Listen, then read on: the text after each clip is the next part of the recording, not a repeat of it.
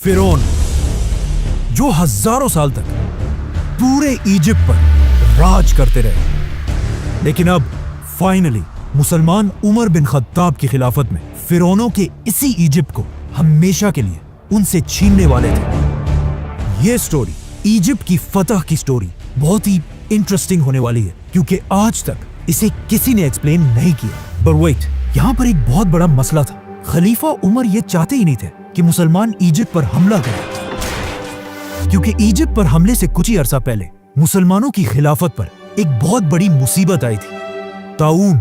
ये एक ऐसी बीमारी थी जिसने मुसलमानों की फौज के 25,000 सोल्जर्स को शहीद कर दिया था। और सिर्फ सोल्जर्स को ही नहीं, बल्कि मुसलमानों के सारे बड़े जनरल्स भी इस बीमारी से फौत हो चुके थे। जिसके बाद खलीफा उमर खुद हालात को कंट्रोल करने के लिए मदीना से मुसलमानों की आर्मी की तरफ गए, और वहां उनकी मुलाकात मुसलमानों के नए आर्मी चीफ अमर बिन आस से हुई, जिन्होंने हजरत उमर के सामने एक नया आइडिया, एक नया प्लान रखा कि अब हमें स्लो होने के बजाय फिरौनों के मुल्क इजिप्ट की तरफ जाना चाहिए।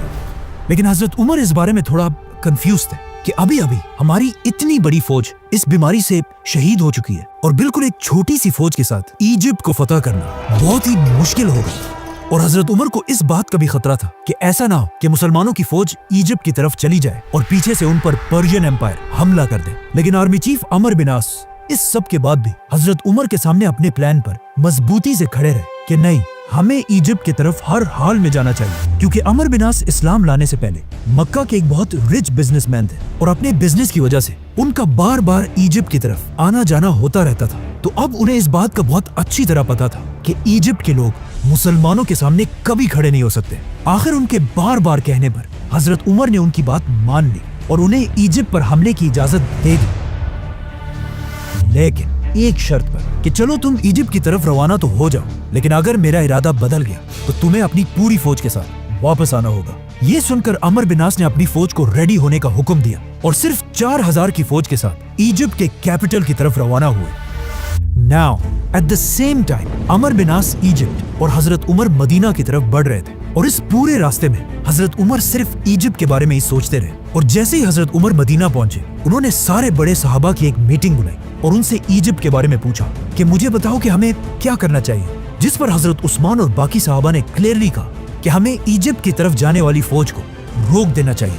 आर्मी चीफ, मिनिस्टर, सहाबा, इन सब की बातें सुनने के बाद आखिर हजरत उमर ने फैसला किया और अमर बिन आस के नाम एक लेटर भेजा, जिसमें हजरत उमर ने अपने आर्मी चीफ को क्लियर ऑर्डर दिया था कि जैसे ही तुम्हें मेरा ये खत मिले, अपनी पूरी फौज लेकर वापस आ जाओ। लेकिन अगर तुम लोग पहले ही इजिप्ट के बॉर्डर को क्रॉस कर चुके हो तो फिर अल्लाह का नाम लो और आगे बढ़ो। जैसे ही हजरत उमर का ये मैसेंजर अमर बिन आस तक पहुंचा, मुसलमान पहले ही इजिप्ट के बॉर्डर को क्रॉस कर चुके थे। लेकिन यहाँ पर स्टोरी का एक दूसरा एंगल भी कि जैसे ही हजरत उमर का मैसेंजर अमर बिन आस तक पहुंचा, मुसलमान इजिप्ट नहीं पहुंचे थे, बल्कि इजिप्ट के बॉर्डर से बिल्कुल थोड़ी सी दूरी पर थे। लेकिन जैसे ही अमर बिन आस ने हजरत उमर के मैसेंजर को देखा, उन्हें अच्छी तरह समझ आ गई कि इस लेटर में क्या लिखा हुआ है। तो उन्होंने फौरन ये लेटर खोला ही नहीं, बल्कि पहले उस मैसेंजर को बिठाया, उसे खिलाया और उसे थोड़ा आराम करने को कहा। और जैसे ही मुसलमानों ने इस बॉर्डर को क्रॉस किया, आर्मी चीफ अमर बिन आस ने खलीफा उमर के लेटर को खोला और कहा कि अब तो बहुत देर हो चुकी है, अब हमें आगे बढ़ना ही होगा। इसी के साथ अमर बिन आस मुसलमानों की पूरी फौज को लेकर बहुत तेजी से आगे बढ़ने लगे। ये सारे इलाके फतह करते हुए फाइनली इजिप्ट के कैपिटल के सामने जंग के लिए रेडी खड़े हो गए, जिसे आज कायरो कहा जाता है। और ये कोई आम सिटी नहीं थी, बल्कि उस जमाने की दुनिया की सबसे पावरफुल सिटीज में से थी, जिस पर पिछले 600 साल से रोमन एम्पायर का राज था, और कोई भी उनसे ये सिटी नहीं छीन सका था। मुसलमानों की फौज ने सीधा आकर इस सिटी के सामने अपने टेंट्स लगाए और जंग के लिए बिल्कुल रेडी हुए, जिसे देखकर रोमन्स ने भी अपनी पूरी फौज को मुसलमानों के सामने खड़ा किया, जिसमें बच्चे, औरतें, बूढ़े सब शामिल थे, ताकि ये करने से मुसलमानों के दिलों में उनका खौफ बैठ जाए। बट वो किसको डरा रहे थे? मुसलमानों को? I don't think so। Amar bin आस ने उनकी इतनी बड़ी फौज देखकर अपना एक मैसेंजर उनके पास भेजा और उसे अच्छी तरह समझाया कि तुमने क्या बोलना है। इस मैसेंजर ने सीधा जाकर सारे रोमन्स के सामने कहा कि तुम लोग जानते भी हो हम कौन है। हमने अभी अभी तुम्हारे बादशाह हरकल को बुरी तरह हराया है, तो अब तुम हमारा क्या बिगाड़ लोगे? ये सुनकर वहां पर सब हैरान हो गए, लेकिन वहां के लीडर साइरस ने कहा कि बात तो सही है। इसी के साथ अमर बिन आस ने फुल ताकत के साथ इजिप्ट के कैपिटल पर हमला कर दिया, लेकिन कोई फायदा नहीं हुआ क्योंकि सिर्फ 4000 की फौज के साथ इजिप्ट का कैपिटल फतह करना इम्पॉसिबल था। इसीलिए अगले 7 महीने तक मुसलमान इसी तरह इस सिटी के सामने अपने कैंप्स में बैठे रहे और आखिर आर्मी चीफ अमर बिन आस को भी समझ आ गई कि अब वक्त आ चुका है कि मदीना में खलीफा उमर से मदद मांगी जाए। हजरत उमर को इस बात का पहले ही पता था कि अमर बिन आस इजिप्ट को बहुत ही लाइटली ले रहा है और उसे जरूर ज्यादा फौज की जरूरत पड़ेगी, तो उन्होंने फौरन 12,000 की फौज इजिप्ट की तरफ रवाना की और इस फौज का लीडर एक बहुत बड़ा सहाबी जुबैर बिन अवाम को बनाया।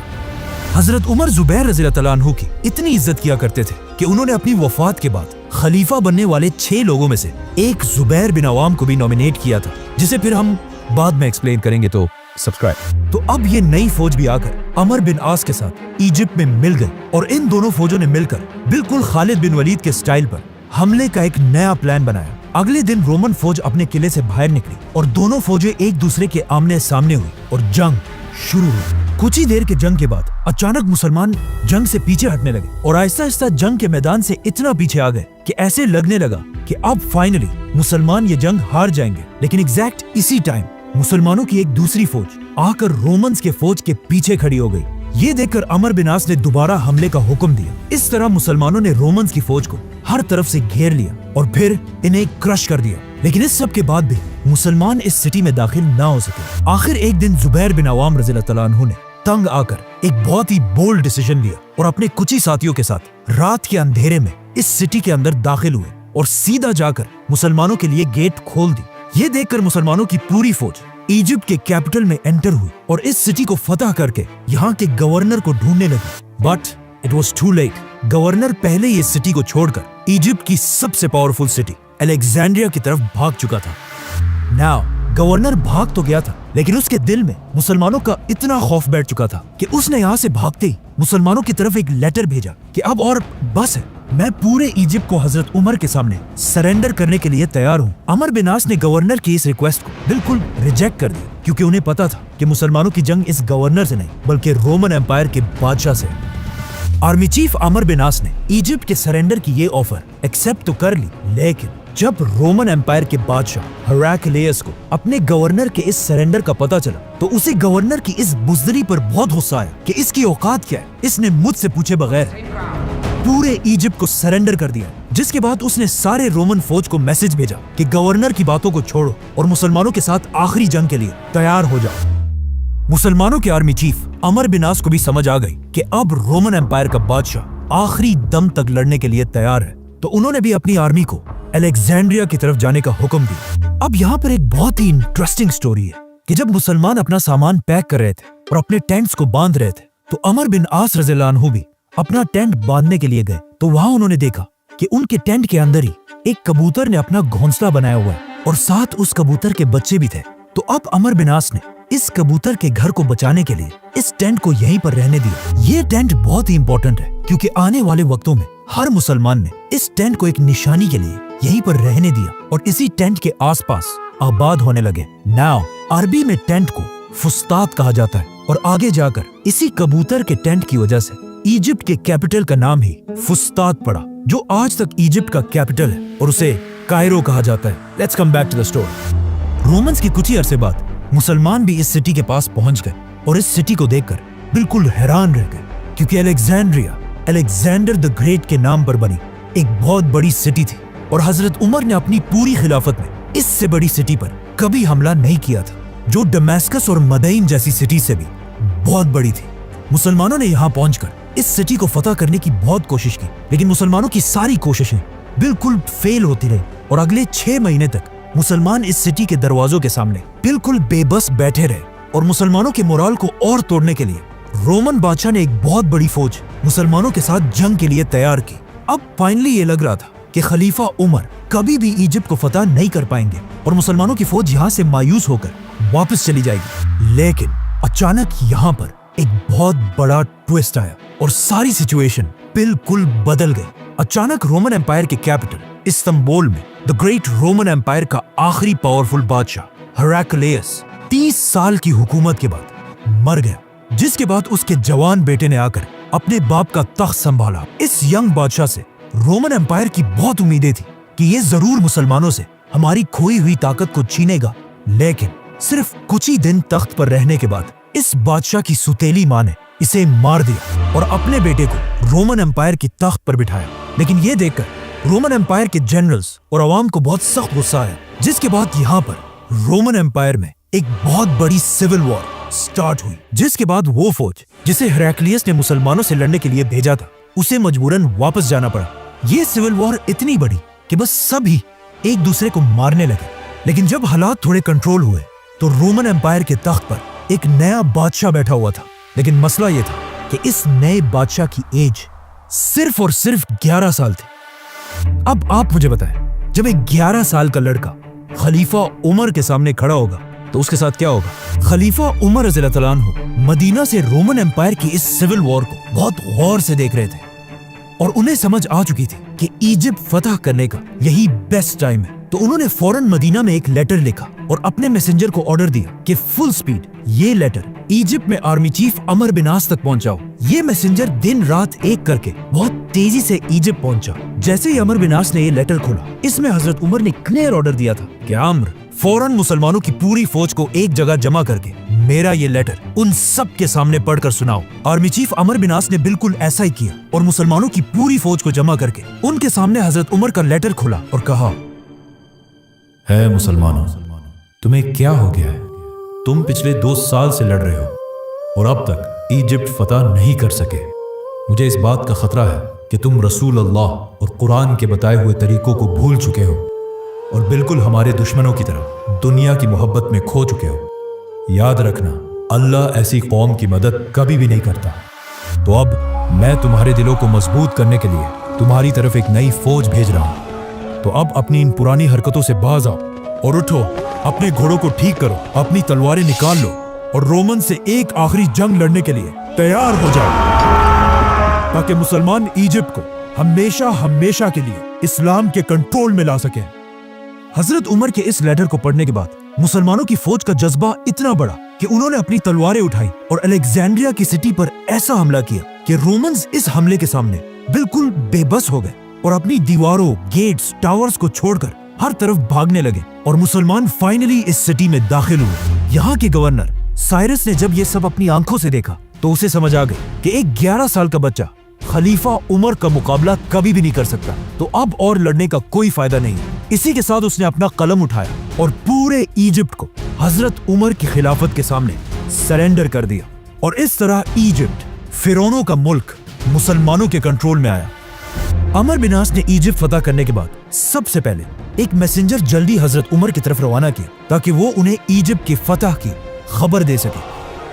ये मैसेंजर फुल स्पीड मदीना पहुंचा और हजरत उमर के घर के बजाय मस्जिद नबवी की तरफ गया। हजरत उमर को जब इसका पता चला तो वो सीधा मस्जिद नबवी की तरफ गए और वहां पर इस मैसेंजर ने हजरत उमर को इजिप्ट के फतह के बारे में बताया। ये सुनते ही हजरत उमर जमीन पर गिर गए और सजदा करके अल्लाह का शुक्र अदा किया और पूरे मदीना को जमा करके उनके सामने इजिप्ट के फतह की कहानी सुनाई। नाउ हजरत उमर ने इसके बाद उस मैसेंजर को बुलाकर पूछा कि तुम मेरे घर के बजाय मस्जिद नबवी की तरफ क्यों गए? उस मैसेंजर ने कहा कि मुझे लगा आप सो रहे होंगे। तो हजरत उमर ने उसे जवाब दिया कि अगर खलीफा दिन को सोएगा तो ये इतनी बड़ी खिलाफत कौन चलाएगा? नाउ अमर बिन आस के हाथों में इजिप्ट के साथ साथ एक और भी बहुत जबरदस्त ताकत है, रोमन नेवी, क्योंकि यहाँ पर रोमन एम्पायर का सबसे बड़ा पोर्ट था। तो आर्मी चीफ अमर बिन आस ने फौरन खलीफा उमर से उनकी इजाजत मांगी कि अब वक्त आ चुका है कि मुसलमान अपनी पहली नेवी बनाए। लेकिन हजरत उमर ने ऐसा करने से इनकार कर दिया, क्योंकि अगर देखा जाए अरब हमेशा डेजर्ट में ही रहे थे